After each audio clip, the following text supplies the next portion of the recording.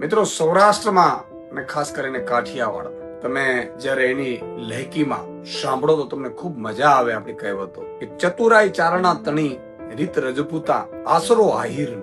અંગ્રેજોની સલ્તનતમાં પણ આ પરંપરાઓ આપણી ટકી. આહિર સમાજના ઘરે જાઓ એટલે આશરો તમને મળે. કદાચ વટે માર્ગુ ત્યાંથી નીકળતા હોય રાત્રે, એને પણ જયારે આહિર સમાજનું ઘર હોય તો એને ખાવાનું હોય, રહેવાનું હોય, રાતને વાસો હોય, વ્યવસ્થા હોય, કોઈ ઓળખાણ હોય ને તોય આપવામાં આવે. આ આપણી પરંપરાઓ છે. પણ આ અંગ્રેજ થી બદતર નિકમ્મી સરકાર અને એના શાસકોએ, આ તમે વિડીયો જુઓ, આહિર સમાજના જામનગરમાં વૃદ્ધ દંપતી રહે છે. આ વૃદ્ધ દંપતીને આહિર સમાજ જે આશરા માટે પ્રખ્યાત છે, એ જ આહિર સમાજનો આશરો છીનવી રહ્યું છે આ તંત્ર, આ ભાજપ સરકાર. અને નેતાઓ બધા ચૂપ છે. તમે જુઓ, આ ધોમ તડકામાં અત્યારે આપણે બેસી ન શકીએ એવી હાલતમાં આ આહિર સમાજનું વૃદ્ધ દંપતી વર્ષોથી ત્યાં રહે છે અને એને ગેરકાયદેસર છે. જેમ ભાજપનું મહાનગરપાલિકા બન્યું, હજી તો મેયર બન્યો નથી, ફરીથી ડિમોલેશન ચાલુ કરી દીધું. ગરીબો, વંચિતો, શોષિતો, શરમ આવી જોઈએ તમને. આ ભાજપ નિકમ્મી કેટલી છે એનો આ નમૂનો છે. તમે વિચાર કરો કે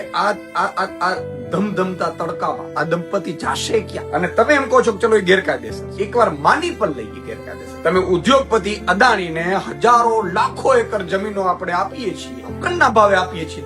શું આમને એક મકાન આપણે ન આપી શકીએ? અને જો ન આપી શકતા તો શાસન કરવાની એક મિનિટ પણ આપણે જરૂર નથી, રાજીનામા આપી દેવા જોઈએ.